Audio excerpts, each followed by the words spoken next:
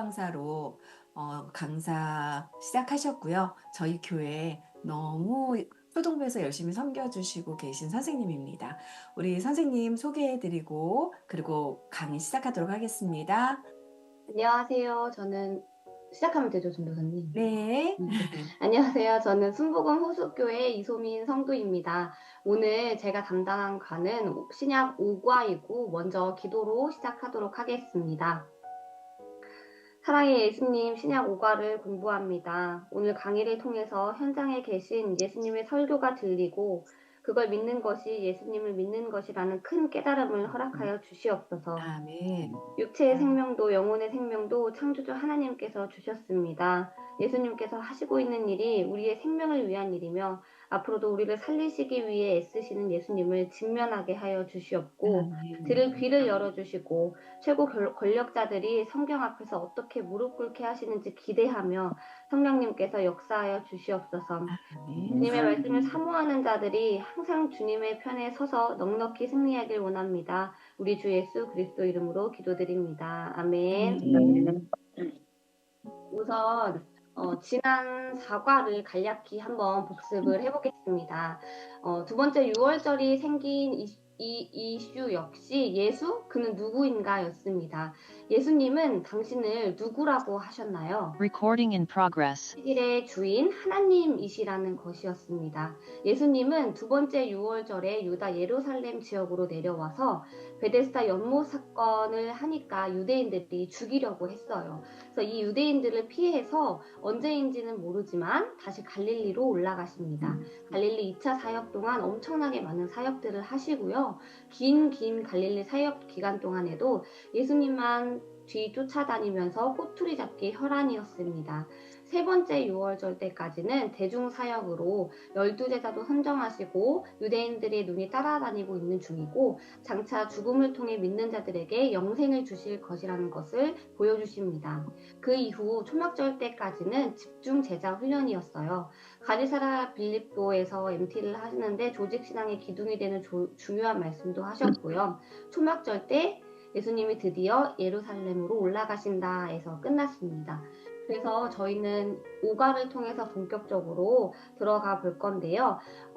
음소거 되어 있는 상태지만 각자 자리에서 제목 5과 다 함께 읽어보시겠습니다. 시작!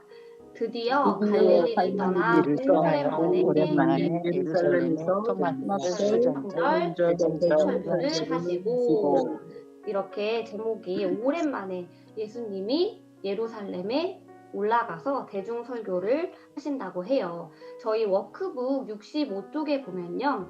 오랜만에 밑줄을 쫙 그으시고 1년 6개월 이렇게 메모 남겨놓으면 좋으실 것 같아요. 1년 6개월 오랜만에 예루살렘에서 초막절, 수전절 대중 설교를 하시고 그래서 세 번째 6월절이 지난 초막절에 예루살렘에 오셔서 성전에서 대중 설교를 하셨다는 말씀인 거예요.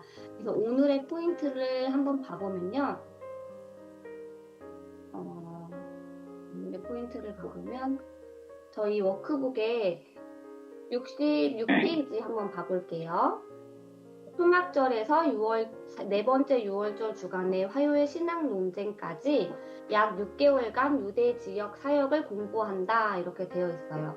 특별히 초막절 설교, 화요일 신앙 논쟁 등을 잘 해석해야 하는 게 관건이에요. 오늘의 포인트 1번 혹시 박문지 전도사님 읽어주실 수 있을까요? 초막절 설교부터 터뜨리시려는 목적으로 예루살렘으로 향하심. 네, 이 설교들의 주제는 딱 한 개였어요. 예수님의 정체성, 나는 하나님이다 라는 것이었습니다. 그래서 초막절 설교 엄청 중요합니다. 예수님의 정체성이 십자가 부활이고 그리스도다. 터뜨리신다는 것은 그동안 말씀하셨던 것을 대중설교가 마지막이니까 이제는 다 말씀하시겠다는 뜻입니다.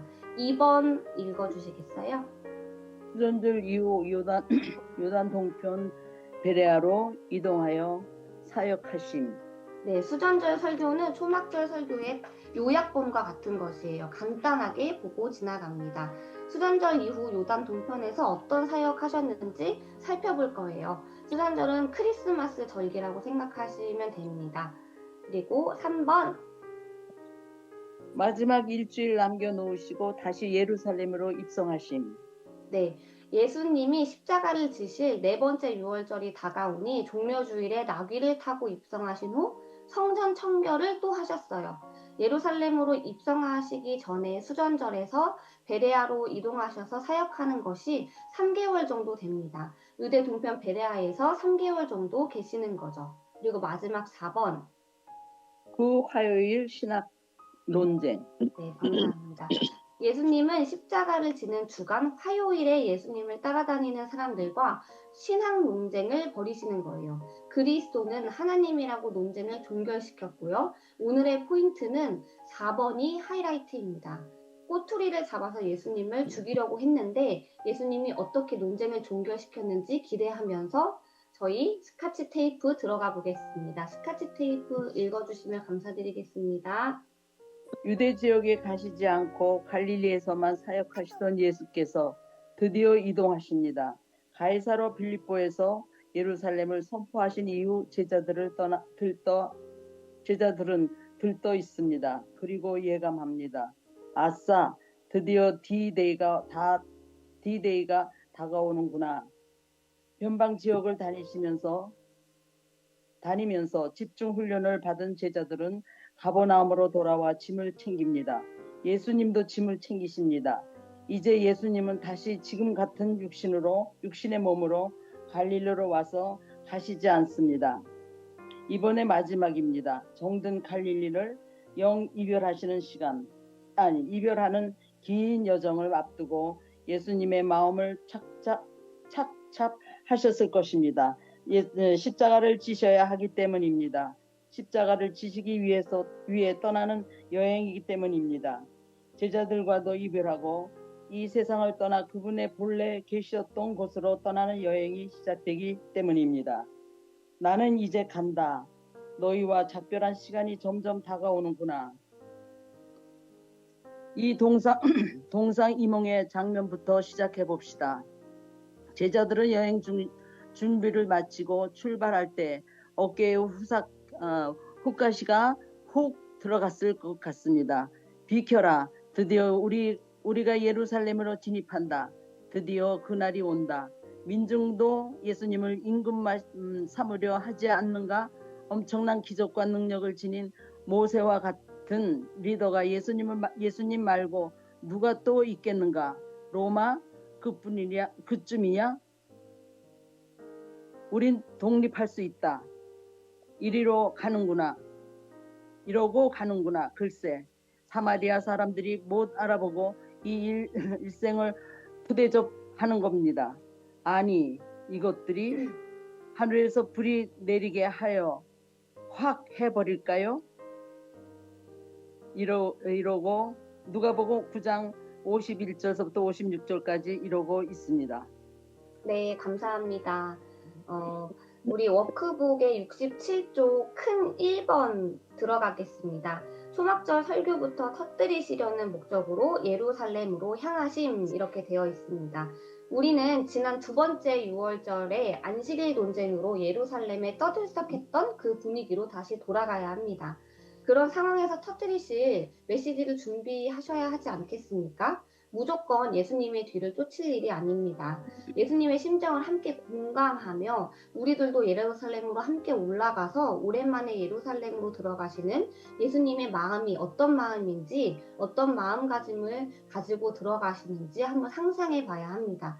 우리는 지금 예수님이 사역하시는 현장에 있다고 생각하고 우리 현장 체험한다 생각하고 들어주시면 감사드리겠습니다. 반가로 1번 초막절에 예루살렘으로 올라가심 이렇게 되어 있어요. 여기 빈칸에는요. 갈릴리, 화살표, 예루살렘 이렇게 작성해 주시면 되세요. 갈릴리, 화살표, 예루살렘, 갈릴리에서 예루살렘 이렇게 작성해 주시면 되고요. 갈릴리, 예루살렘. 예수님은 드디어 예루살렘으로 향하십니다. 이 떠남은 갈릴리가 고향인 그분에게는 인간의 몸을 입고는 다시는 돌아오지 못할 마지막 떠남이었습니다. 초막절 명절부터 지키시려고 10월 초엽에 떠나셨어요. 이제 다음해 네 번째 6월절에 죽으시기까지 6개월간의 여행을 시작하십니다. 얼마 전에는 예수님의 형제들이 예수님을 무시하면서 먼저 예루살렘으로 향했는데요. 진짜였는지 한번 성경 찾아보시겠습니다. 요한복음 7장 1절에서 6절 찾아보시겠습니다. 요한복음 7장 1절에서 6절.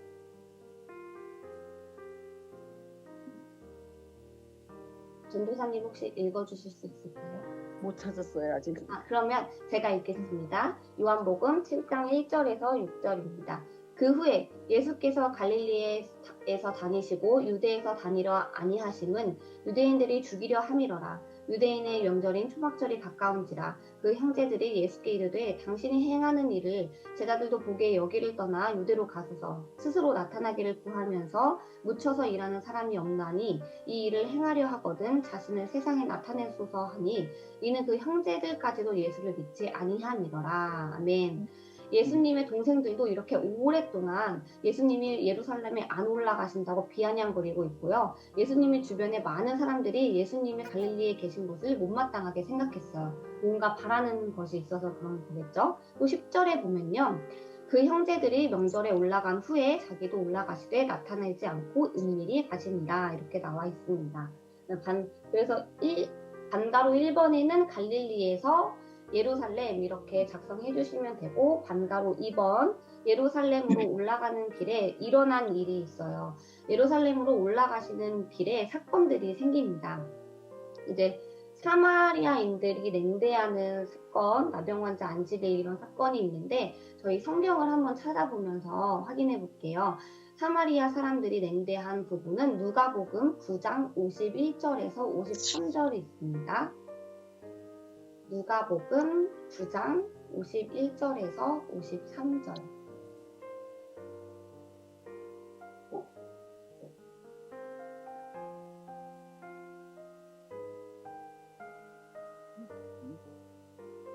제가 읽어드리겠습니다. 예수께서 승천하실 기약이 차감해 예루살렘을 향하여 올라가기로 굳게 결심하시고 사자들을 앞서 보내심에 그들이 가서 예수를 위하여 준비하려고 사마리아인의 한 마을에 들어갔더니 예수께서 예루살렘을 향하여 가시기 때문에 그들이 받아들이지 아니하는지라. 제자 야고보와 요한이 이를 보고 이르되 주여 우리가 불을 명하여 하늘로부터 내려 저들을 멸하라 하기를 원하시나이까. 예루살렘으로 올라갈 때 요단강을 건너 아라바 길 보통 유대인들이 다니는 길로 가지 않고 사마리아로 직접 통과하시려고 했는데 사마리아인들이 예수님을 영접하지 않습니다. 그래서 요한이 막 화가 나서 불을 내리자 하면서 화를 낸 곳이에요. 그래서 우리가 지금 너네 누군 줄 아니? 예루살렘에서 하나님의 나라를 건설할 예수님의 군단들이다. 이런 내심이 폭발한 구절이었어요. 그리고 10명의 뭉둥병자를 고치신 일도 있었고 고치신 일 중에 사마리아 사람 하나가 감사를 표시한 부분도 찾아보겠습니다. 누가복음 17장 11절에서 19절입니다. 누가복음 17장 11절에서 19절.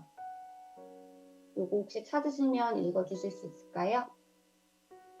아유, 내가 바빠가지고 누가복음 1장 17장 11절에서 19절. 11절이요? 네, 11절에서 19절까지. 예수께서 예루살렘으로 가실 때에 사마리아와 갈릴리 사이로 지나가시다가 한 마을에 들어가시니 나 환자 10명이 예수를 만나 멀리 서서 소리를 높여 이르되 예수 선생님이여 우리를 불쌍히 여기소서 하거늘 보시고 이르시되 가서 제사장들에게 너의 몸을 보이라 하셨더니 그들이 가다가 깨끗함을 받은지라. 그중 한 사람이 자기가 나은 것을 보고 큰 소리로 하나님께 영광을 돌리며 돌아와 예수님의 발 아래 엎드려 감사하니 그는 사마리아 사람이라. 예수께서 대답하여 이르시되 11사람이 다 깨끗함을 받지 아니하였느냐? 그 9은 어디 있느냐? 이방인 외에는 하나님께 영광을 돌리러 돌아온 자가 없느냐 하시고 그에게 이르시되 일어나 가라. 내 믿음이 너를 구원하였느니라 하시더라.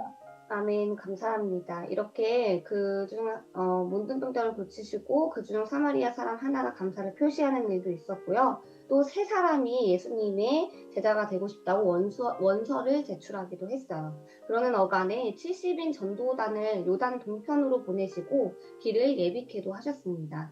갈릴리 도 사역을 최종 점검하실 때도 훈련된 제자들을 파송하셨지요.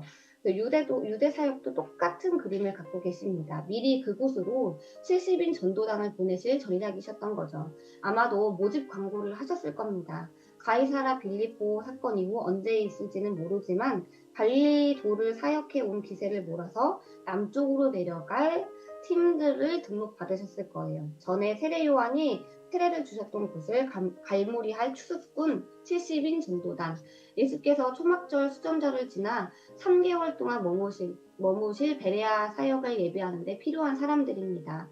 세례 요한이 사역했던 그 장소로 70인 전도단을 이쯤에 미리 보내십니다. 그래서 요단동편 베레아 지역인데 이 지역에서 예수님이 3개월간 마지막 사역을 하실 예정이세요. 그리고 그들은 11월경에 예수님께서 찾아와 보고를 할 것이고요. 시간상 예수님은 초막절에 성전에 계시고 70인은 베레아에서 활동하는 셈입니다. 워크북 68쪽 다 함께 읽어봅시다. 읽어드리겠습니다. 이렇게 시작된 예루살렘 여행을 가리켜 예루살렘으로 올라가다라고 성경은 표현합니다. 평범하지만 독특한 말입니다. 앞으로 예수님은 예루살렘으로 올라가 십자가 고난을 받는 지점을 목표로 삼으셨다는 뜻입니다. 드디어 예루살렘에 도착했고 성전에 나타나 초막절 설교를 터뜨리시는 단서로 3번으로 들어가겠습니다. 초막절 설교는 아주 정확하게 나는 그리스도다 라고 말씀을 해주신 거예요. 함께 한번 읽어보면요. 예수님은 지금 긴장이 되셨을 것 같습니다. 오랜만에 예루살렘에 나타나셨으니 말입니다. 이 순간을 위해서 얼마나 준비해 오셨을까요? 예루살렘에 얼굴을 내민다는 것은 아주 중대한 의미가 있기 때문입니다. 예수님은 안식일의 주인이요 하나님과 동등하다고 주장하시고는 예루살렘을 떠났다가 이제야 다시 나타나셨기 때문입니다.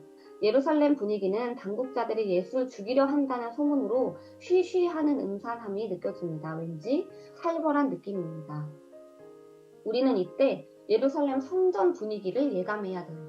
지난번 두 번째 유월절 때 베데스다 연못 사건 기억하시죠?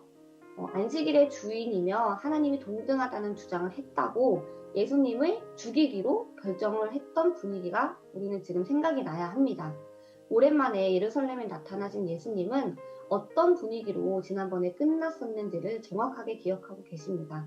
갈릴리 사역을 오랫동안 하시는 중에도 의식 속에서 지울 수 없었던 존재들이 이 바리새파 기득권자들이었고 가는 곳곳마다 예수님을 방해하지 않았습니까? 그래서 드디어 예수님이 갈릴리를 떠나 예루살렘으로 이동하실 때 이들 바리새파들도 막 분주했을 거예요. 예수가 이동한다. 그럼 이들도 같이 이동을 해야겠죠? 그래서 하여튼 이번 예루살렘 이동은 여러 부로 사람들에게 관건이었습니다. 그래서 드디어 예수님은 예루살렘에 도착하시고요. 세 번째 유월절 때는 예수님께서 예루살렘에 올라가지 않으셨다고 했지요. 그런데 이번 초막절에 오랜만에 나타났으니 또 이 바리새파 종교 지도자들이 바짝 긴장했어요. 그리고 비상도 걸렸어요. 우리가 여태까지 지켜온 유대교를 회방을 놓는구나. 이 분위기 속에서 예수님 한마디 한마디의 변증에 귀를 기울여야 합니다. 예수님도 역시 여기까지 오시기까지 벼르고 계셨기 때문입니다. 양가로 이번 초막절 설교의 첫 이슈는 거기에 큰 빈칸이 있어요. 거기에는 왜 나를 죽이려고 하는가? 내가 그리스도인데 점점점 이렇게 작성해 주시면 됩니다. 초막절 설교의 첫 이슈 빈칸에 왜 나를 죽이려고 하는가? 내가 그리스도인데 점점점 작성하셨죠? 요한복음 7장 21절에서 23절 한번 봐보겠습니다. 예수님의 논리적 반론을 보는 거예요.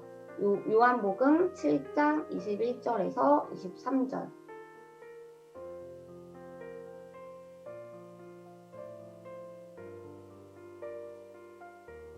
제가 읽어드리겠습니다. 예수께서 대답하여 이르시되 내가 한 가지 일을 행하매 너희가 다 이로 말미암아 이상히 여기는도다. 모세가 너희에게 할례를 행했으니 그러나 할례는 모세에게서 난 것이 아니요 조상들에게 난 것이라. 그러므로 너희가 안식일에도 사람에게 할례를 행하느니라.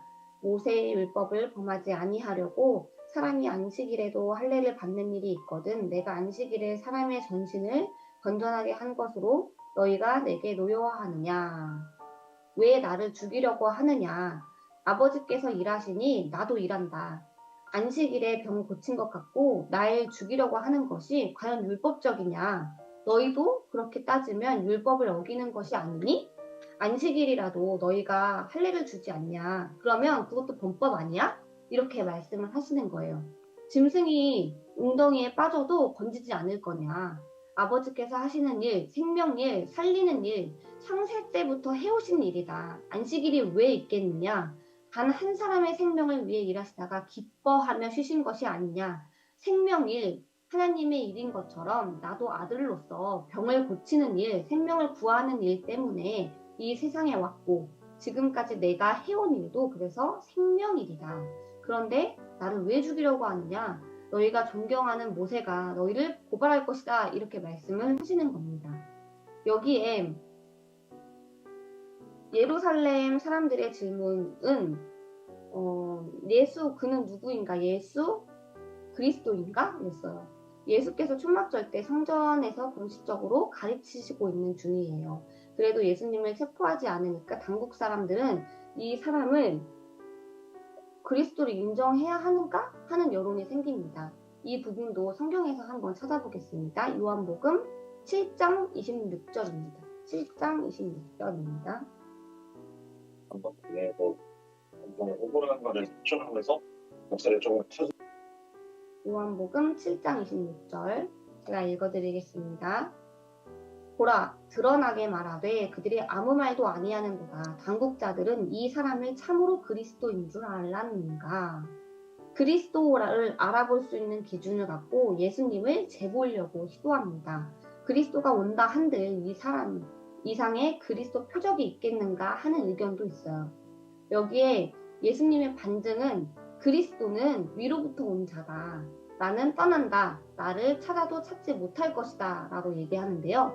이 부분 요한복음 7장 33절에서 36절까지 나와 있습니다. 요한복음 7장 33절에서 36절까지 나와 있습니다. 전도사님 혹시 읽어주실 수 있을까요? 13절이요. 33? 예수께서 이르시되 내가 너희와 함께 조금 더 있다가 나를 보내신 이에게 돌아가겠노라. 너희가 나를 찾아도 만나지 못할 터이요 나 있는 곳에 오지도 못하리라 하시니 이에 유대인들이 서로 묻되 이 사람이 어디로 가기에 우리가 그를 만나지 못하리요. 헬라인 중에 흩어져 사는 자들에게로 가서 헬라인을 가르칠 터인가. 나를 찾아도 만나지 못할 터이요 나 있는 곳에 오지도 못하리라. 한 이 말이 무슨 말이냐 하니라. 아멘. 감사합니다. 이것이 그리스도의 증표입니다. 나는 아버지로부터 위에서 온 자이므로 다시 그곳으로 간다. 앞으로 이 주제는 약 6개월 후 제자들과만 대화할 때 펼쳐질 다락방 강론의 주제가 되기도 합니다. 그때도 떠남이 주제가 되고 앞으로 계속 이 주제를 잊지 말고 있어야 합니다. 초막절 때부터 대중에게 발표했던 주제이기 때문이죠. 그래서 그리스도의 표징은 온 곳 하늘로 다시 떠남입니다. 그래서 그리스도인지 나중에 증명이 되는 표식이 찾아도 찾지 못하는 것입니다. 구글거리지만 참고 참았던 용암이 폭발하듯 예수님은 당신의 정체를 폭발시켜주셨습니다. 사실은 첫 번째 6월절 성전을 청결케 할 때부터 예수님은 말씀하셨어요. 나는 그리스도다. 이 한마디를 전하고 싶으셨던 거예요. 그것을 말씀하시고 싶어서 예수님은 이 땅에 오셨기 때문입니다. 예수님의 설교가 들리실까요? 예수님은 지금까지 공생애를 지나면서 오직 그 한마디뿐이었어요. 나는 그리스도다. 나는 진리다. 나는 하나님이다. 그의 모든 이적과 기사와 행동은 이 사실을 여러 모양으로 표출하고 있는 것 뿐이고, 이 한마디를 위해서 예수님은 증표를 나타내고 계시는 거죠. 예수님은 오랜만에 이제 예루살렘에 나타나서 이 초막절 설교는 그만큼 공적인 설교고요. 대적자들에게 공식적으로 표명하는 설교이고요. 대중에게는 결론적으로 선포하는 메시지였습니다. 알아들을 자들은 알아듣도록 말씀을 하셨어요. 더 이상 은유도 비유도 아닌 나는 그리스도다라고 정확하게 말씀하셨습니다. 양가로 3번 워크북 69페이지 초막절 설교의 두 번째 이슈로 넘어가겠습니다. 빈칸에는요. 이사야 55장 생수설교 이렇게 작성하시면 돼요. 이사야 55장 생수설교. 이사야 55장 생수설교. 50장, 53장, 55장 메시아에 대한 설교고요. 예수님이 하신 말씀이 이사야와 같은 말씀이 나옴을 성경을 통해서 한번 확인해 보겠습니다. 이사야 55장은요. 55장 1절에서 3절 펴보시겠습니다. 이사야 55장 1절에서 3절. 이 이사야 55장 1절에서 3절은 메시아 예언 가운데의 하나입니다. 제가 읽어드리겠습니다. 오호라, 너희 목마른 자들아, 물로 나아오라. 돈 없는 자도 오라. 너희는 와서 사 먹되 돈 없이 값 없이 와서 포도주와 젖을 사라. 너희가 어찌하여 양식이 아닌 것을 위하여 은을 달아주며 배부르게 하지 못할 것을 위하여 수고하느냐. 내게 듣고 들을지어다. 그리하면 너희가 좋은 것을 먹을 것이며 너희 자신들이 기름진 것으로 즐거움을 얻으리라. 너희는 귀를 기울이고 내게로 나아와 들으라. 그리하면 너희의 영혼이 살리라. 내가 너희를 위하여 영원한 언약을 맺으리니 곧 다윗에게 허락한 확실한 은혜니라. 아멘. 이사야 50장 정도부터 시작해서 53장, 55장 등등 다 메시아 예언입니다. 목마른 자는 나에게 나오라. 생수가 배에서 흐를 것이다. 이 설교는 메시아가 와서 할 설교였다는 거예요. 그런데 요한복음 7장 37절을 한번 보실게요. 예수님이 한 말씀입니다. 요한복음 7장 37절.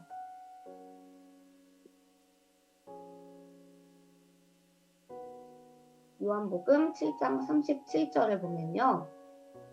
제가 읽어드리겠습니다.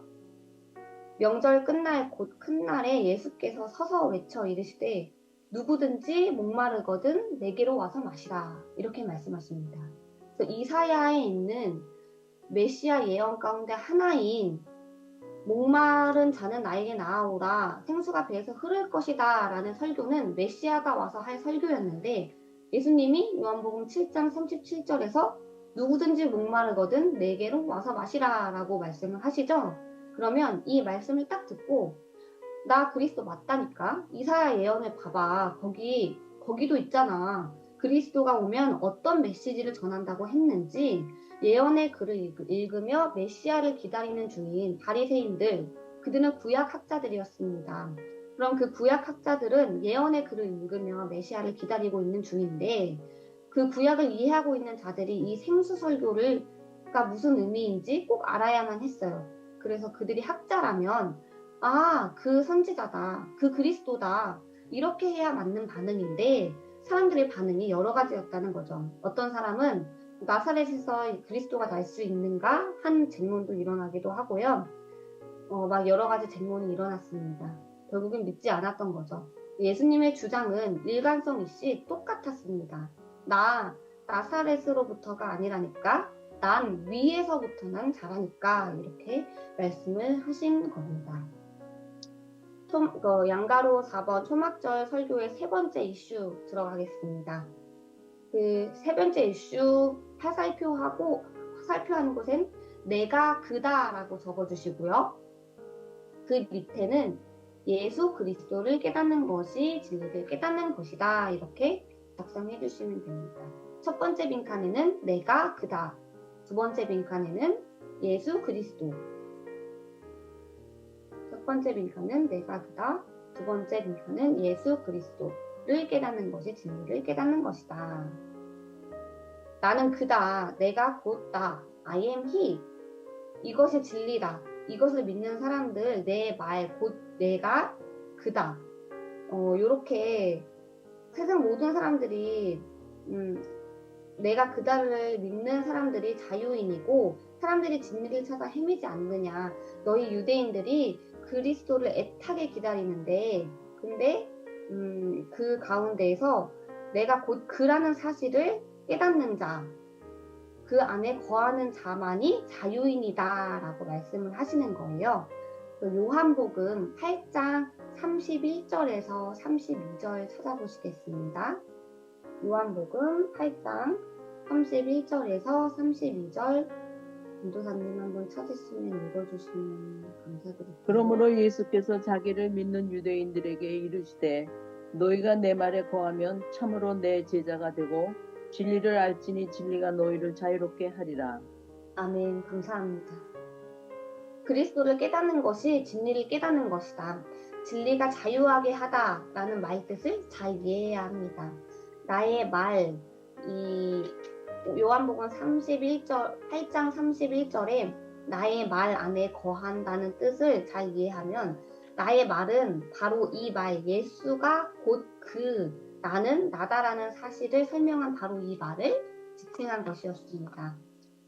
이 말씀에 대한 유대인들의 반응이 있었어요. 이 말씀에 대해서 유대인들은 요한복음 8장 53절 한번 보실게요. 요한복음 8장 53절. 8장으로 쭉 이어지는데요. 요한복음 8장 53절 읽어주실게요.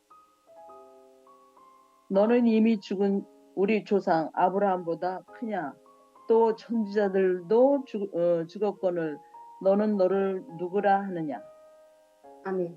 이 말씀에 대한 이 일전의 말씀에 대한 유대인들의 반응이었어요. 우리는 종된 적이 없다. 아브라함의 후손이다. 그리고 8장 54절도 한번 읽어주실게요. 예수께서 대답하시되 내가 내게 영광을 돌리면 내 영광이 아무것도 아니거니와 내게 영광을 돌리시는 이는 내 아버지시니 곧 너희가 너의 하나님이라 칭하는 그이시니라. 네, 예수님의 대답이에요. 나는 아브라함보다 크다. 내 말을 지키면 영원히 죽음을 맛보지 않는다. 그리고 8장 57절도 읽어주실게요. 유대인이 이르시되 내가 아직 50세도 못 되었는데 아브라함을 보았느냐? 여기서는 청중의 분노가 느껴지는 거예요. 아브라함도 죽었는데 네가 아브라함보다 크다는 말이냐? 이렇게. 그리고 8장 58절은요.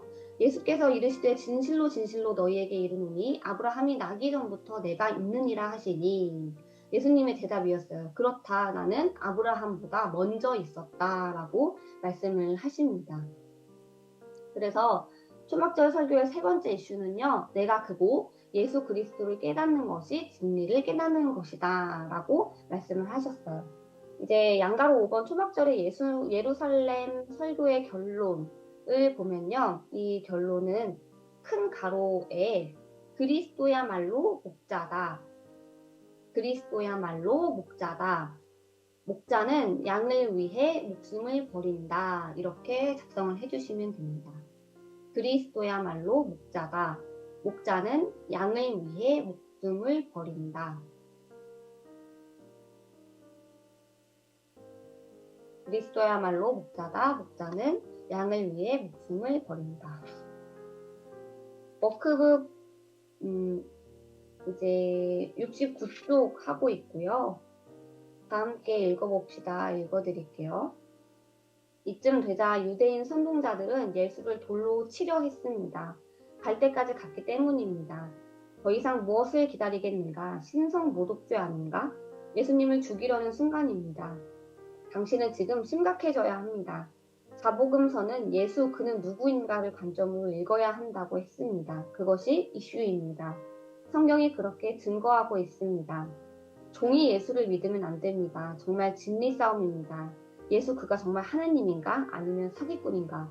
예수 그가 정말 하나님인가? 아니면 미친 사람인가? 예수 그는 누구인가? 이 질문에 당신은 온 영혼을 다해 진지하게 대답해야만 합니다. 성경은 남의 이야기를 하고 있는 것이 아닙니다. 그 옛날 이야기가 아닙니다. 지금 당신의 이야기를 하는 것입니다. 유대인들처럼 이 미친 사람한테 던질 돌을 들든가 아니면 나의 주 나의 하나님이십니다 고백하던가 둘 중에 하나입니다. 예수님은 4대 성인 중 한 사람이 절대로 아닙니다. 지금 이 글을 읽고 있는 당신에게 질문하고 계십니다. 지금도 그 따뜻한 목소리로 창조주의 목소리로 너는 나를 누구라고 하느냐? 그런데 이제 이 목자는 어떤 일을 하실 것인가? 죽으신다는 것입니다.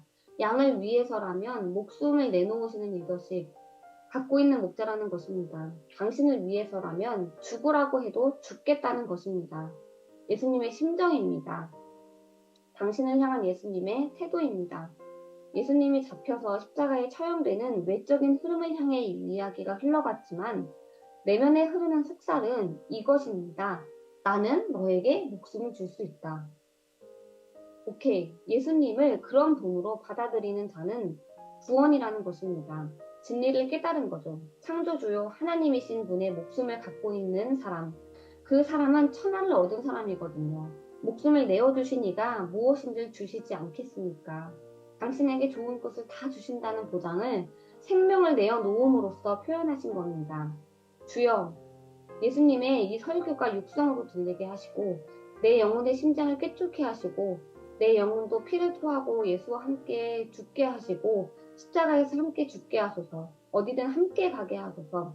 예수님처럼 부활할 것을 믿습니다. 이것이 구원입니다. 이것이 진리입니다. 주님. 예수는 그리스도라고 증명을 하고 나시면 늘 예수 그리스도는 어떤 일을 하시는 분인가로 진입을 해요. 그의 대답은 똑같아요. 죽는다는 것입니다. 그는 어떤 사명을 갖고 이 땅에 오셨는지 더 잘 아실 거예요. 죽기 위해서입니다. 초지일관 똑같아요. 제자들에게도 가이사랴 빌립보에서 하신 말씀이에요. 양을 위해서라면 목숨을 내놓는 리더십, 그것을 갖고 있는 것이 목자다. 너를 위해서 죽을 수 있다. 그렇게 말하면서 무너지는 자는 구원을 깨닫는 자고 진리를 깨닫는 자입니다. 이 진리가 우리를 자유하게 합니다. 우리는 항상 예수, 그는 누구인가에 대해서 생각해 보아야 합니다. 양을 위해서라면 목숨을 내놓으시는 목자, 목숨을 바치는 리더, 나를 위해서 죽을 수 있다고 외치신 예수님의 이야기가 사실로 들려야 합니다. 예수님은 그리스도십니다. 그분이 어떤 사명을 가지고 이 세상에 오셨는가를 봐야 합니다. 창조주 하나님이 우리 한 사람 한 사람을 위해 무엇이든 다 주실 수 있다고 말하고 계시는 겁니다. 생명을 내어놓으시려고 우리를 위해서 죽기 위해 오신 것을 계속 보여내고 사랑은 본질적으로 목숨을 버리는 것이라고 말씀하고 계세요. 너는 나다 라고 말씀하십니다. 우리 이 시간 통해서 다 같이 한번 예수 그리스도를 깨닫게 해달라고 예수님을 나의 그리스도로, 나의 목자로, 리더로 고백하는 시간이 될 수 있도록 다 같이 음소거를 해지하시고 통성으로 기도하시겠습니다. 음소거 해지하시고 기도 시작하겠습니다. 사랑의 예수님, 매 순간 예수 그리스도의 이름으로 기도드리면서 사랑의 본질에 대해 예수님의 정체성과 사명에 대해 깨닫지 못한 순간이 있습니다. 우리 다 함께 오늘 강의를 준비하면서 배우고 깨닫고 기억할 수 있게 해주시면 감사드립니다. 그분이 그 생명을 내어 놓으시면서까지 우리에게 오신 그 예수 그리스도를 저희가 깨닫게 하여 주시고 알게 하여 주시니 감사합니다. 아버지, 우리가 더욱 알기를 원합니다. 아버지, 예수 그리스도가 오신 그 이유를 저희들 깨닫고 삶으로 살아갈 수 있는 힘과 능력을 더하여 주시옵소서. 큰 깨달음이 있게 하여 주시옵소서.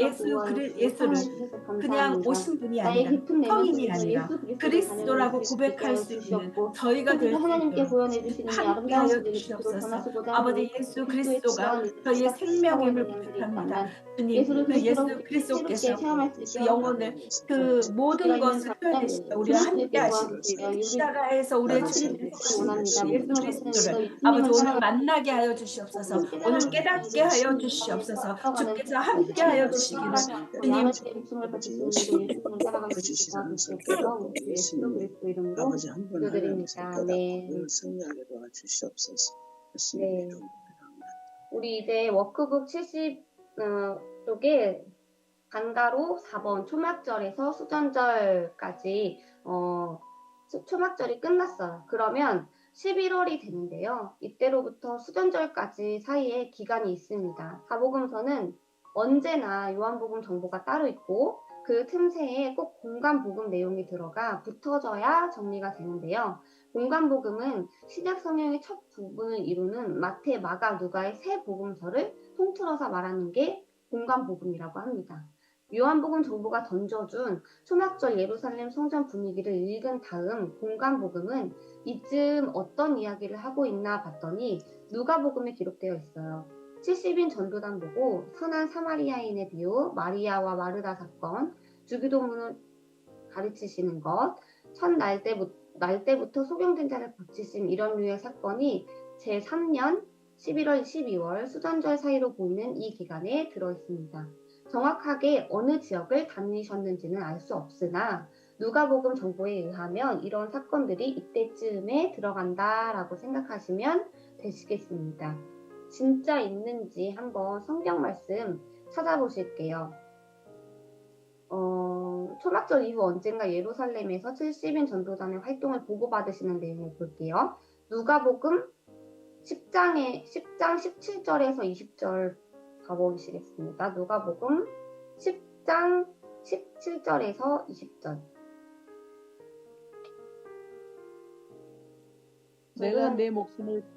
내가 내 목숨을 버리는 것은 그것을 내가 다시 얻기 위함이니 이로 말미암아 누가복음 네.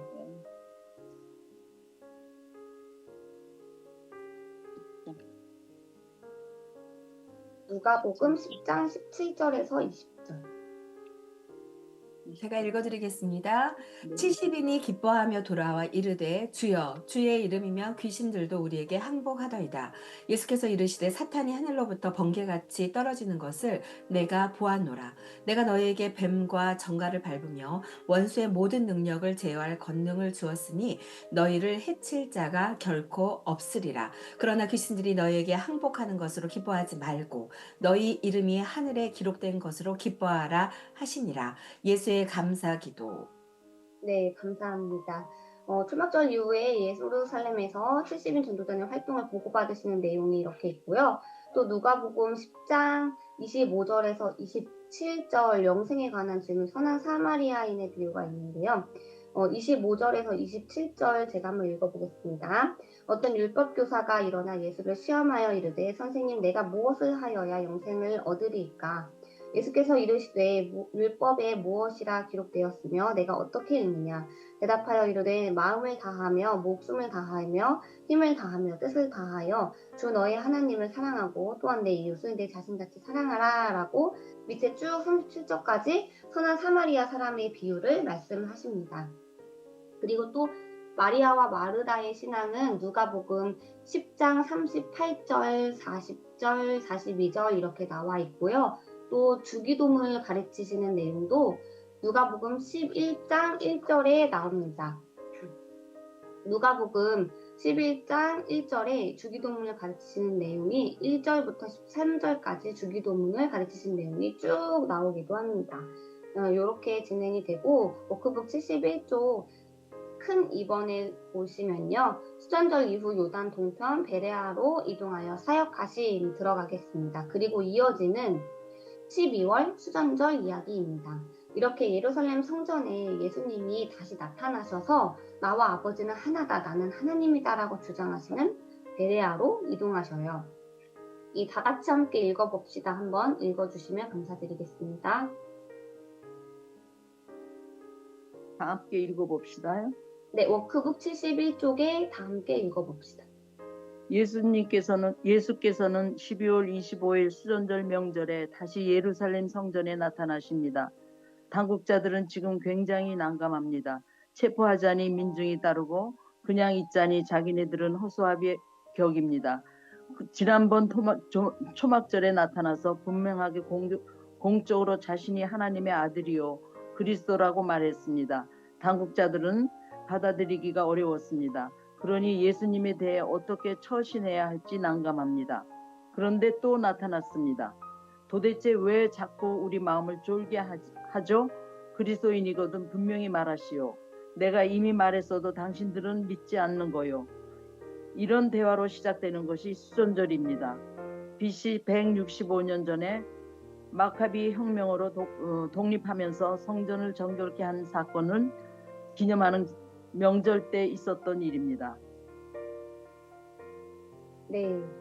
이 수전절 설교는 예수 그는 누구인가 하나님이다. 하나님의 아들이다. 이제 수전절은 여기 밑에도 나와 있다시피 마카비 혁명으로 독립하면서 마카비 혁명 때 셀레우쿠스 왕조가 헬라신을 들여서 더럽혀 놓았던 예루살렘 성전을 다시 성결케 한 사건을 기념한 명절인데요. 이 명절에 예수님은 솔로몬 행각에 다니시면서 말씀을 선포하십니다. 요 장면을 한번 말씀 찾아보시겠습니다. 요한복음 10장 22절에서 30절입니다. 요한복음 10장 22절에서 30절입니다.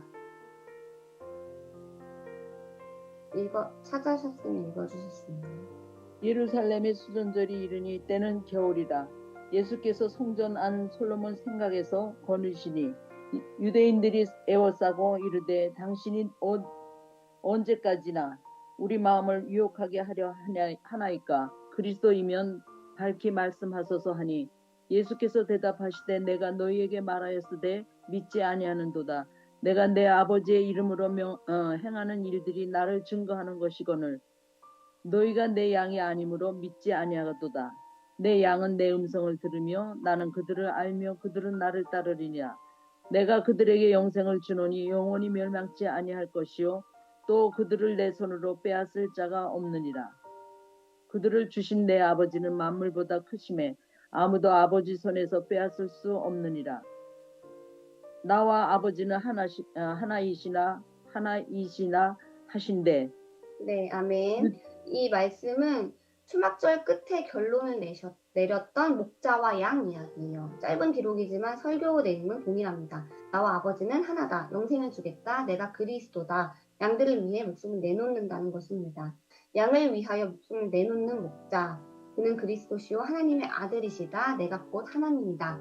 결국 양을 위하여 이제 목숨을 내어놓으시는 목자 하나님, 예수님의 말씀은 동문서답이 아닙니다. 복음서, 읽을 수 없는 이상한 책이 아닙니다.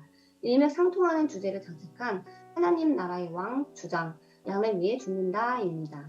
수전절 이후에는요, 대제사장 일행은 역시 돌을 들어 치려고 합니다. 예수님은 4월경에 십자가에서 돌아가시는데 지금은 수전절 이후 12월 말경이니까 약 3개월 동안 세례 요한이 세례 주신 곳에서 마지막 사역을 하려고 하십니다.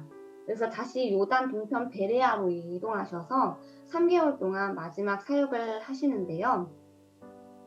요한복음 10장 40절을 한번 보시겠습니다. 요한복음 10장 40절. 다시 요단강 저편 요한이 처음으로 침례 베풀던 곳에 가서 거기 거하시니. 네, 라고 나와 있습니다. 예수님은 예루살렘에서 요단 동편 베레아 지역으로 들어가셨습니다. 베레아 지역은 의미가 참 깊은 곳인데요.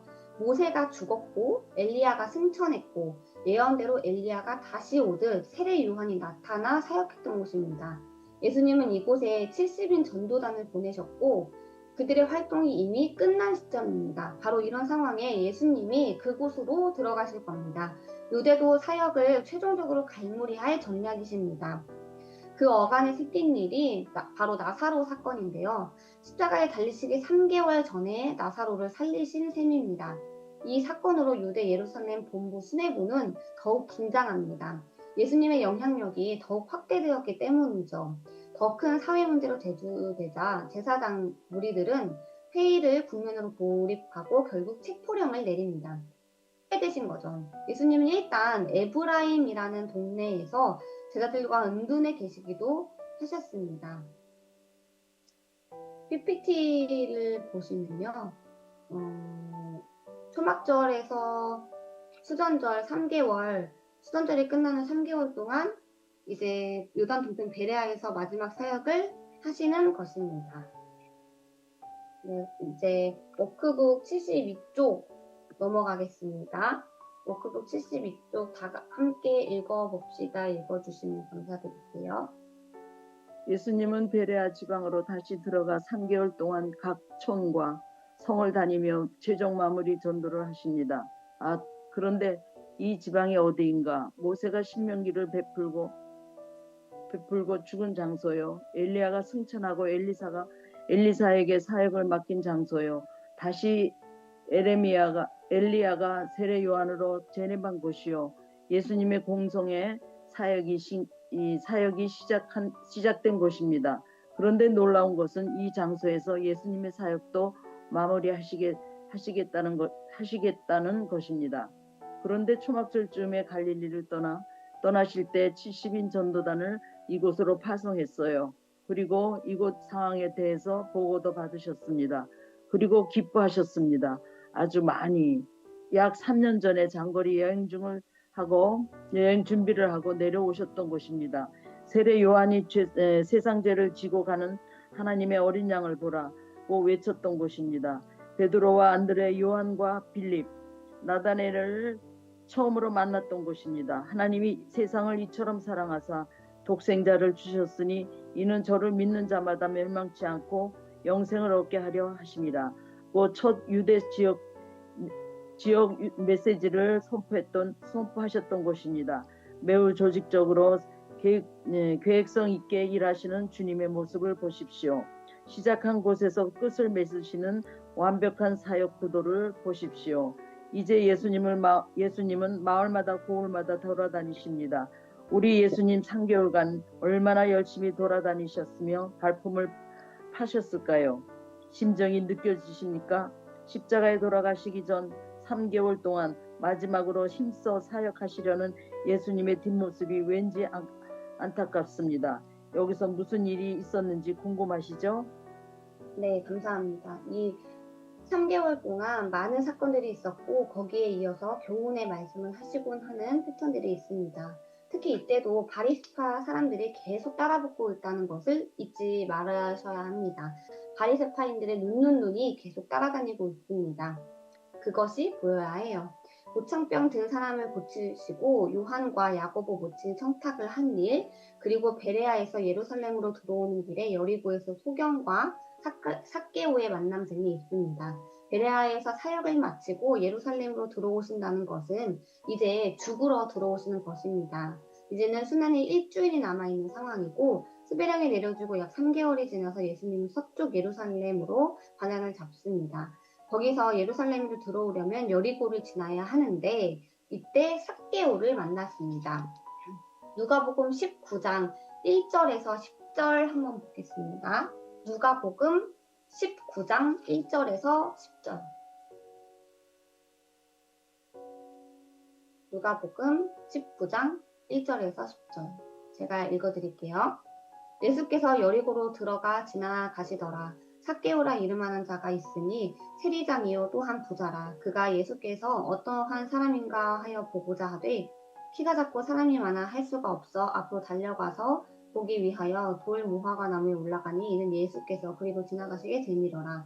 예수께서 그곳에 이르사 쳐다보시고 이르시되 삭개오야 속히 내려오라. 내가 오늘 내 집에 유하여야겠다 하시니 급히 내려와 즐거워하며 영접하거늘 뭇 사람이 보고 수군거려 이르되 저가 죄인의 집에 유하러 들어갔도다 하더라. 삭개오가 서서 주께 여짜오되 주여 보시옵소서 내 소유의 절반을 가난한 자들에게 주겠사오며 만일 누구의 것을 속여 빼앗은 일이 있으면 내 갑절이나 갚겠나이다. 예수께서 이르시되 오늘 구원이 이 집에 이르렀으니 이 사람도 아브라함의 자손이미로다.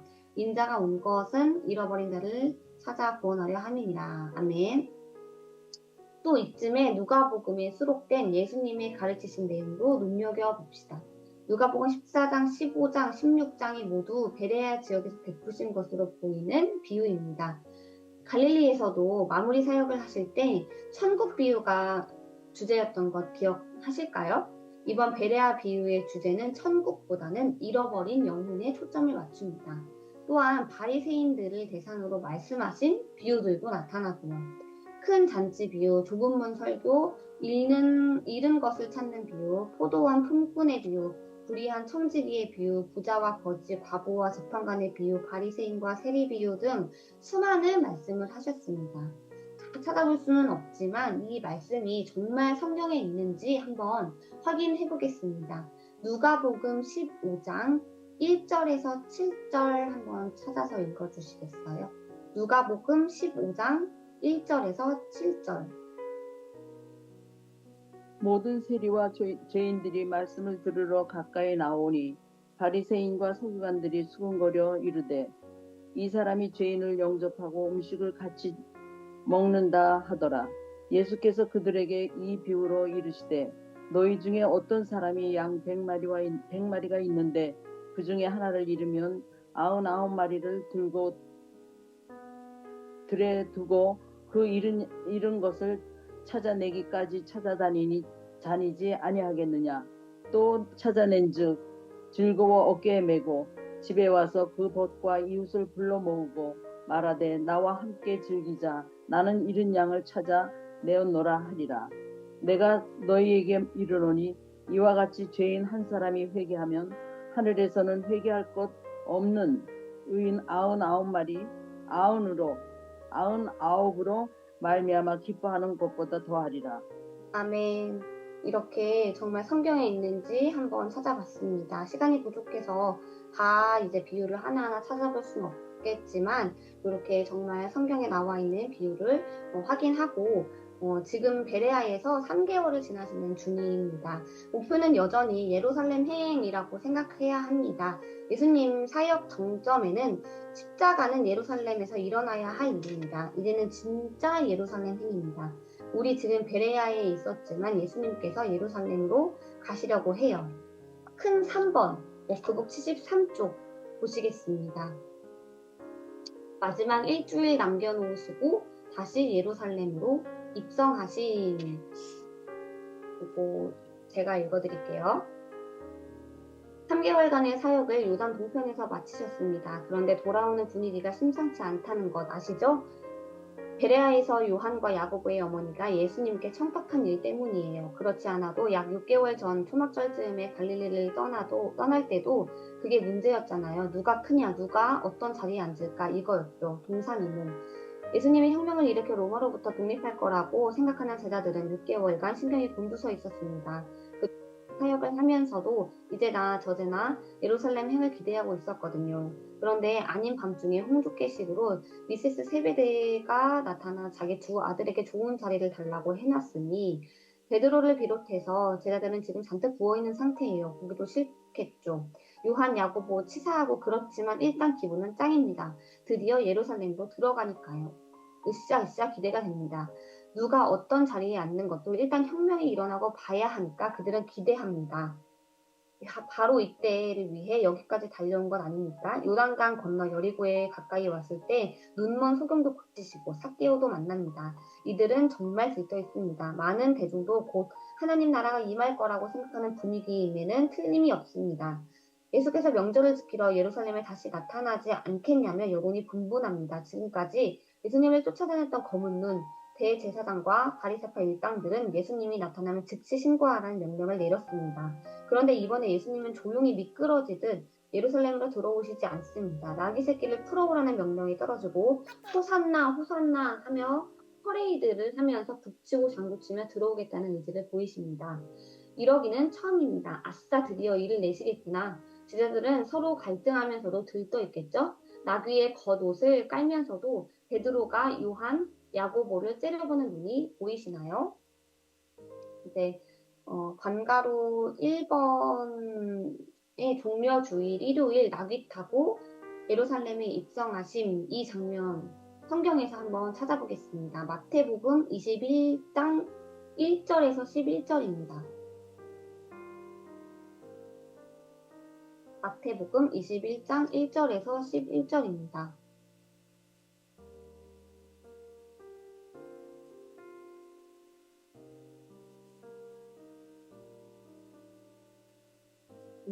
시간 관계상 제가 6절에서 11절만 읽겠습니다. 제자들이 가서 예수께서 명하신 대로 하여 나귀와 나귀 새끼를 끌고 와서 자기들의 겉옷을 그 위에 얹음에 예수께서 그 위에 타시니 무리의 대다수는 그들의 겉옷을 길게 펴고 다른 이들은 나뭇가지를 베어 길에 펴고 앞에서 가고 뒤에서 따르는 무리가 소리 높여 이르되 호산나 다윗의 자손이여 찬송하리로다 주의 이름으로 오시는 이여 가장 높은 곳에서 호산나 하더라. 예수께서 예루살렘에 들어가시니 온 성에 소동하여 이르되 이는 누구냐 하거늘 무리가 이르되 갈릴리 나사렛에서 나온 선지자 예수라 하니라. 아멘. 이미 예언되어 있던 이 장면은 이미 예언되어 있던 것입니다. 스가랴 한번 찾아보실게요. 스가랴 9장 9절. 스가랴 9장 9절. 한번 읽어주시겠어요? 9장 9절이요. 제가 읽겠습니다. 시온에 따라 크게 기뻐할지어다. 예루살렘에 따라 즐거이 부를지어다.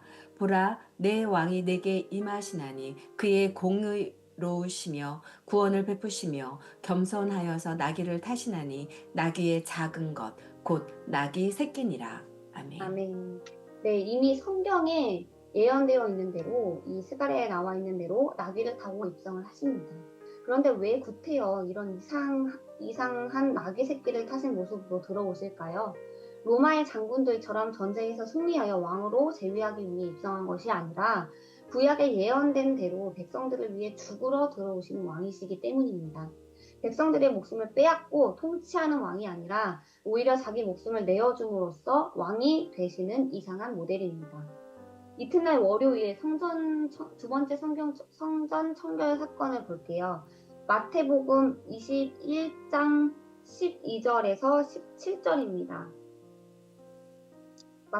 두 번째 성전 청결 사건 마태복음 21장 12절에서 17절입니다.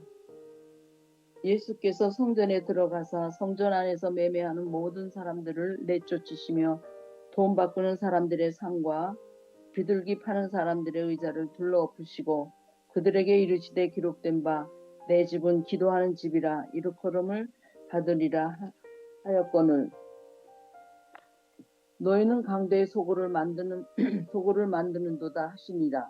맹인과 저는 자들이 성전에서 예수께 나와 오매 고쳐주시니 대제사장들과 서기관들이 예수께서 하시는 이상한 일과 또 성전에서 소리질러 호산나 다윗의 자손이요 하는 어린이들을 보고 노하여 예수께서 말하되 그들이 하는 말을 듣느냐. 예수께서 이르시되 그렇다. 어린아이와 젖먹이들은 입에서 나오는 찬미를 온전하게 하셨나이다 함을 너희가 읽어본 일이 없느냐 하시고 그들을 떠나 성 밖으로 베다니에 가서 거기서 유하시니라. 아멘. 또 누가복음 19장 45절에서 46절도 보겠습니다. 누가복음 19장 45절 46절. 제가 읽을게요. 성전에 들어가사 장사하는 자들을 내쫓으시며 그들에게 이르시되 기록된 바 내 집은 기도하는 집이 되리라 하였거늘 너희는 강도의 소굴을 만들었도다 하시니라. 이사야랑 예레미야에 나와 있는 내용이랑 겹칩니다. 이사야 56절 7절에도 이렇게 나와 있습니다. 내가 곧 그들을 나의 성산으로 인도하여 기도하는 내 집에서 그들을 기쁘게 할 것이며 그들의 번제와 희생을 나의 제단에서 기꺼이 받게 되리니 이는 내 집은 만민이 기도하는 집이라 일컬음이 될 것입니다. 예레미야 7장 11절에는 이렇게 나와 있습니다. 내 이름으로 일컬음을 받는 이 집이 너희 눈에는 도둑의 소굴로 보이느냐. 보라 나 본 내가 그것을 보았노라. 여호와의 말씀이니라.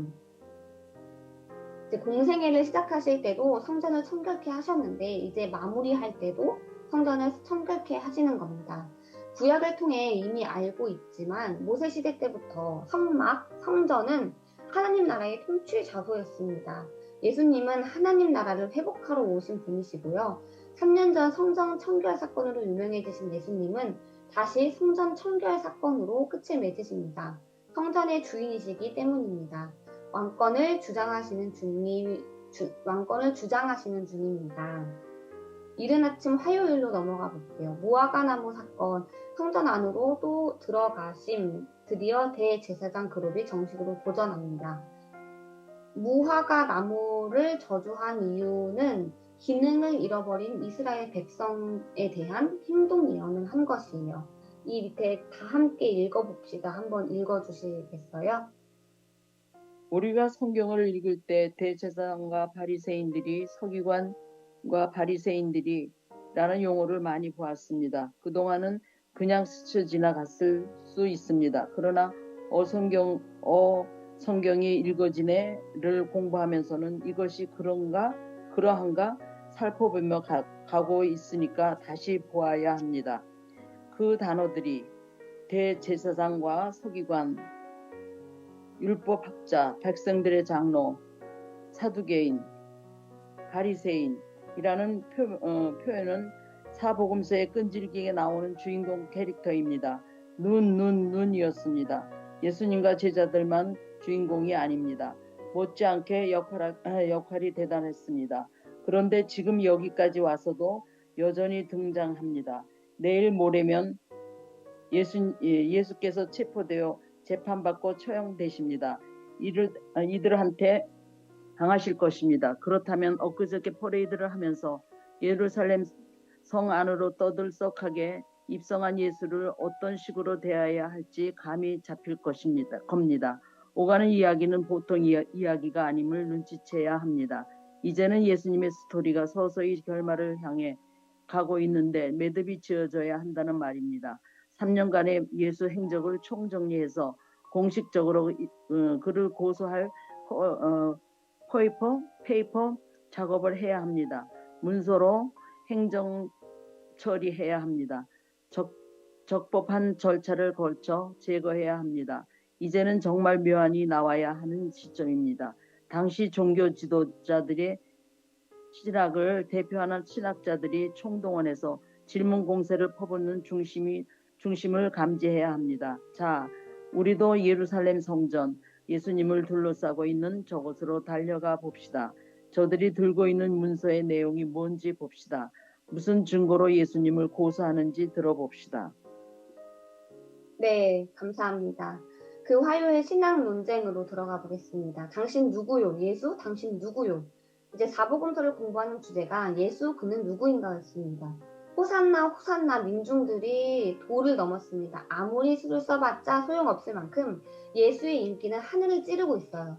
대제사장 일당, 지금까지 예수를 추적해오며 고생했던 실세들은 이러다 큰일 나겠어. 예수를 추적해오며 고생했는데 예수님을 무너뜨리기가 쉽지가 않습니다. 이러고 있는데 웬걸 또 그들의 영업장 예루살렘 성전에 나타나 예수가 판을 깨는 것입니다.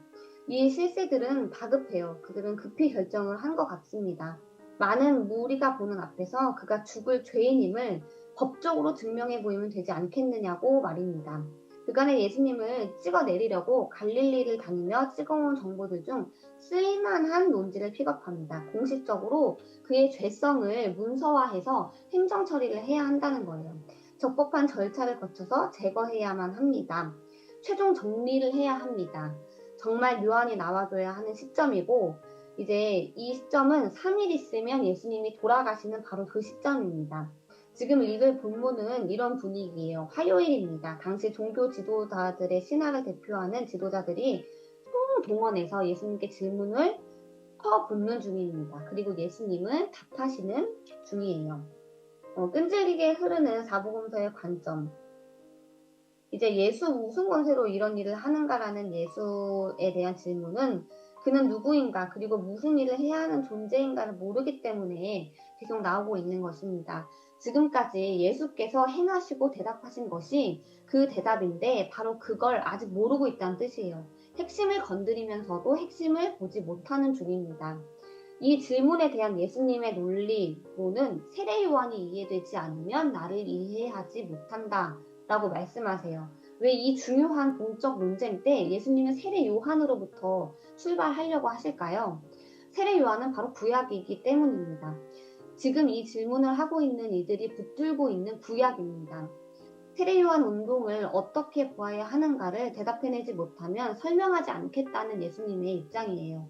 대답을 못하겠다는 그들에게 내가 모를 줄 아는가 하면서 그들의 요한에 대한 입장 정리를 비유로 정확하게 드러냈습니다. 예수님의 자증적 설교 요한복음 5장 31절에서 47절 보겠습니다.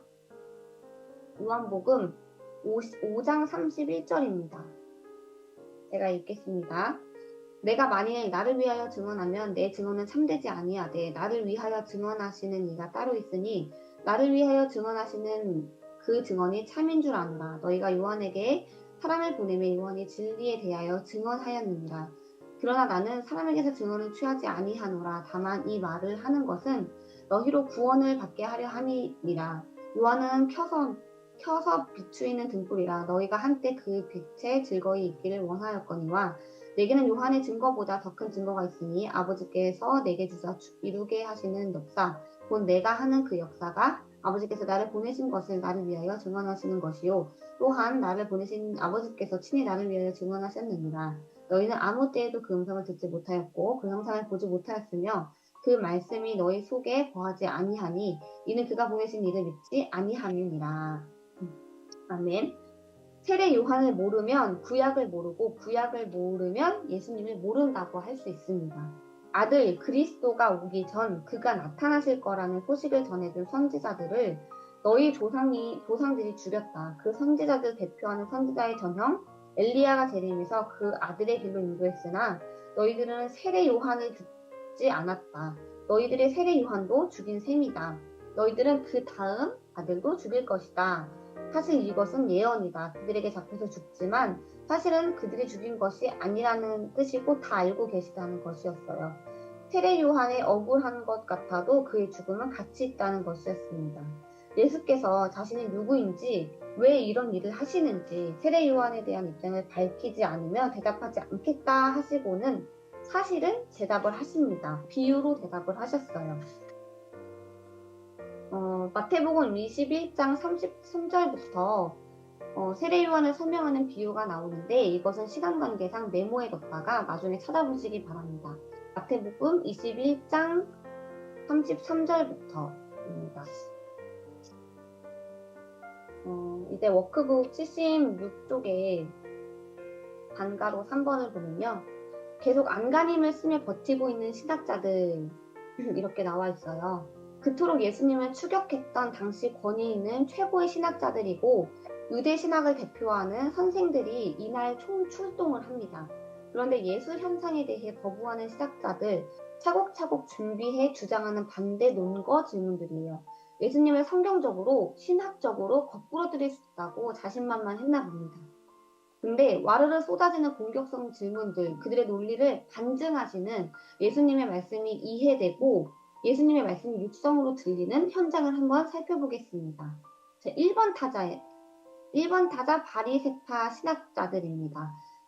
가이사에게 세금을 바쳐야 하는가에 대한 주제예요. 마태복음 22장 21절에서 22절 보시겠습니다.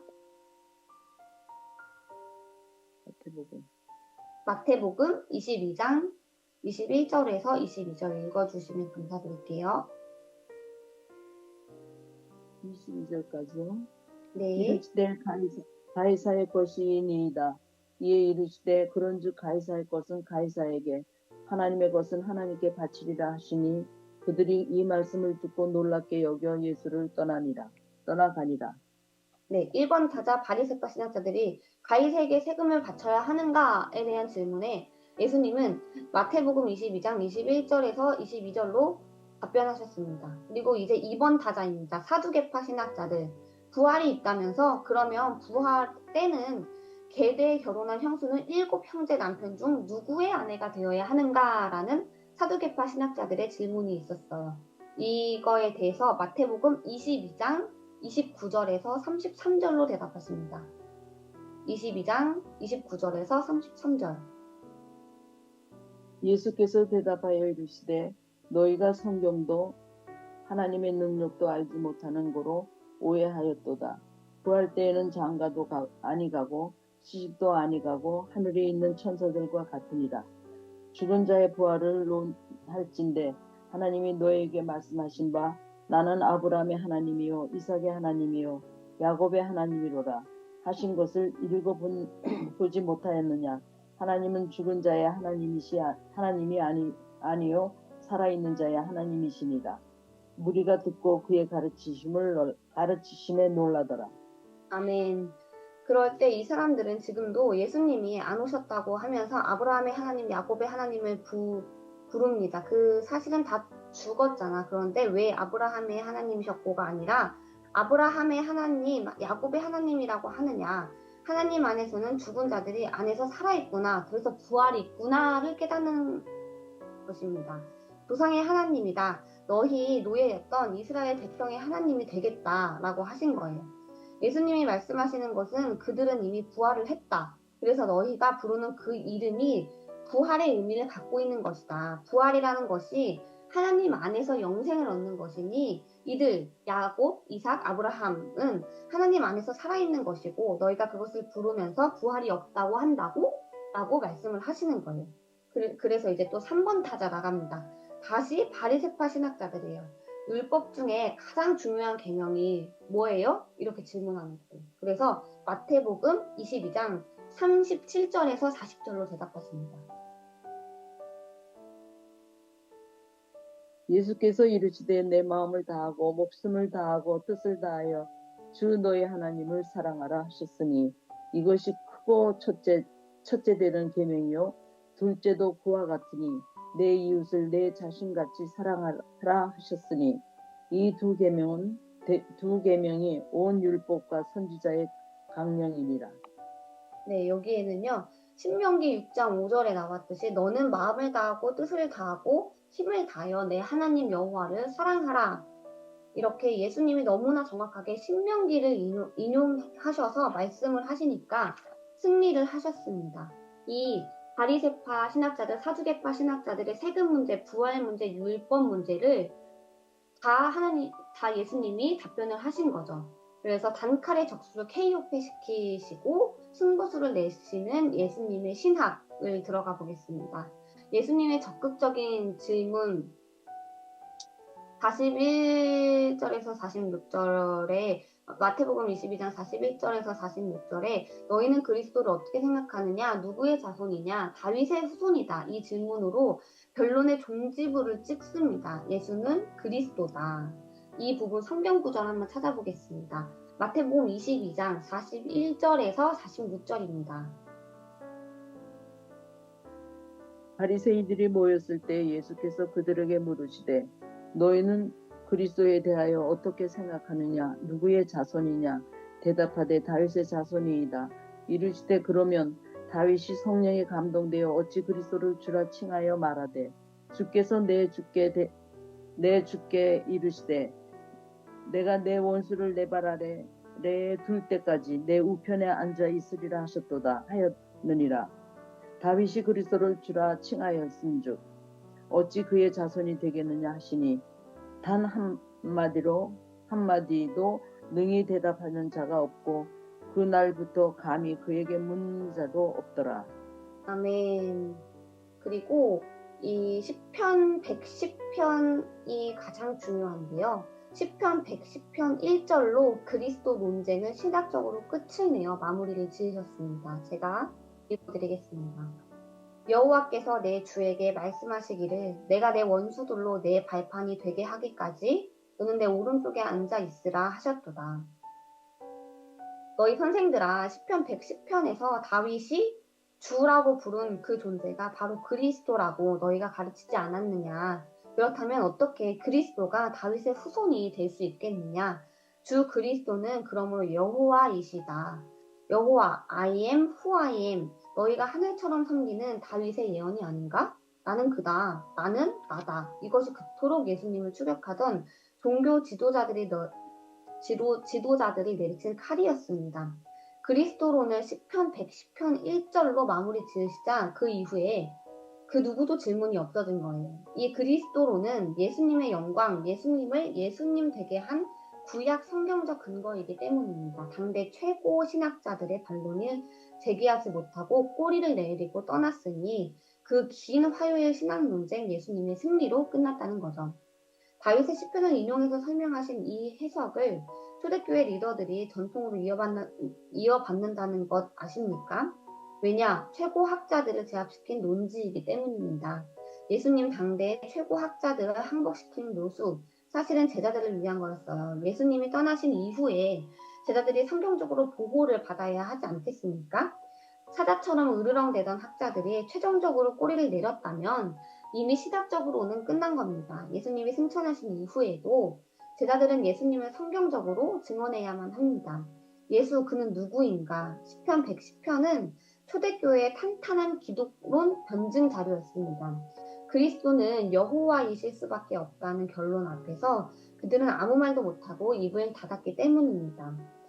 하나님의 보좌 우편에 앉으신 어린 양 그리스도 심판주의 모습입니다.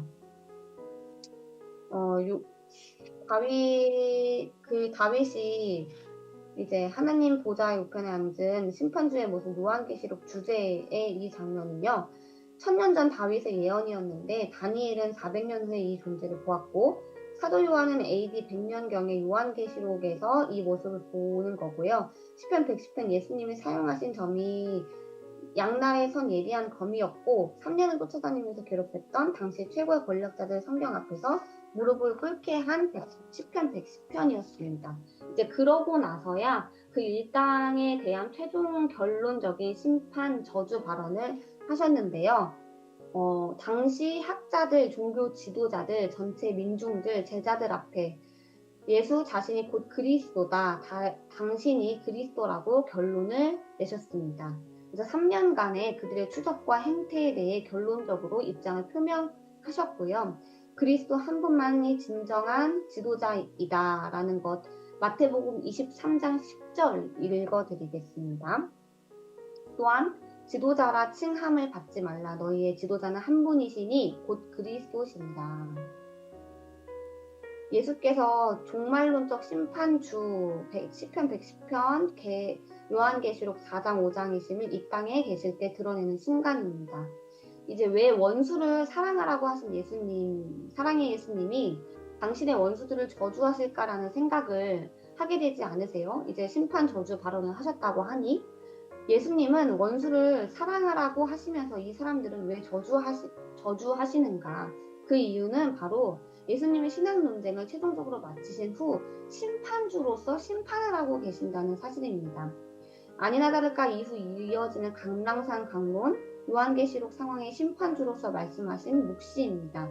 왜 심판 발언이냐 하면 앞에 심판주 자리에 올라갔다고 사람들에게 얘기했기 때문에 이제 예수님은 심판주의 자리에서 사람들을 심판하시는 것이고 온 세상을 심판할 주제자이심을 예언하시는 계시록인 겁니다. 성경은 참 신비로운 책이고요. 참 빈틈이 없는 것 같습니다.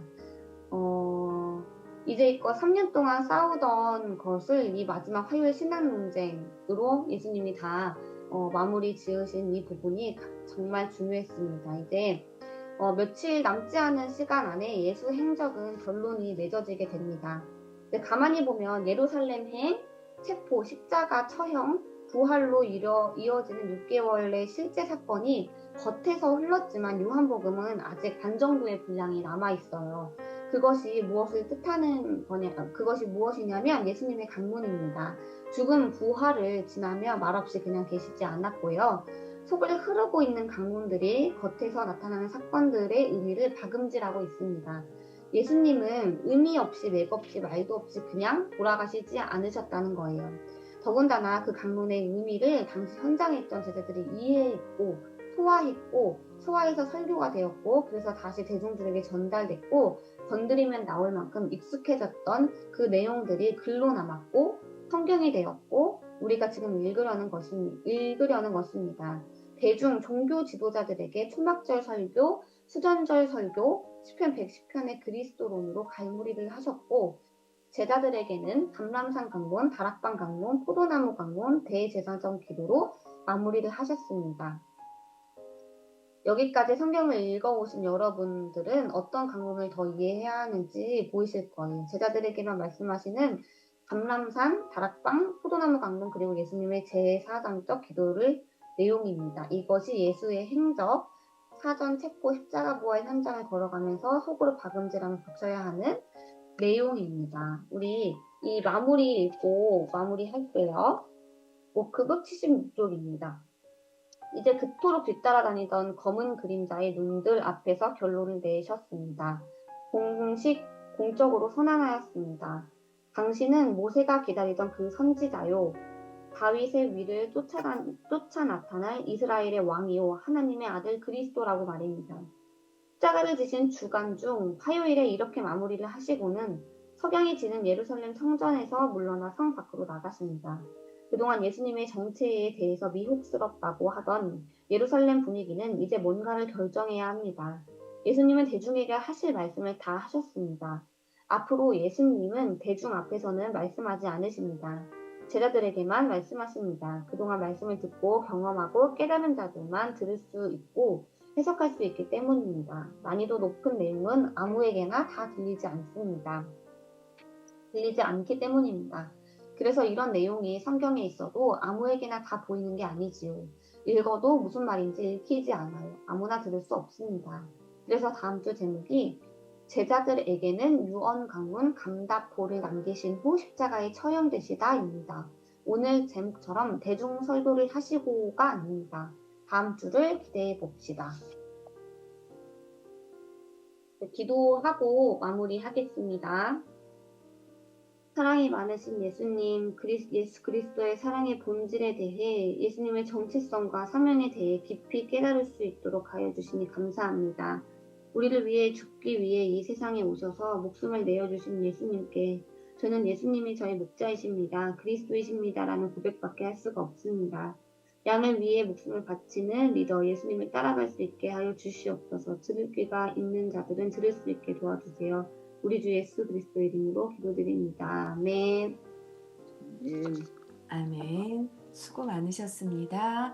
늦은 시간까지 감사드리고 그 문제 풀어보는 거 올려드리니까 복습 문제 꼭 풀어보시고 목사님 나오시나요? 할렐루야. 우리 하나님께 영광의 박수, 자매님께 박수 한번. 어이구 감사.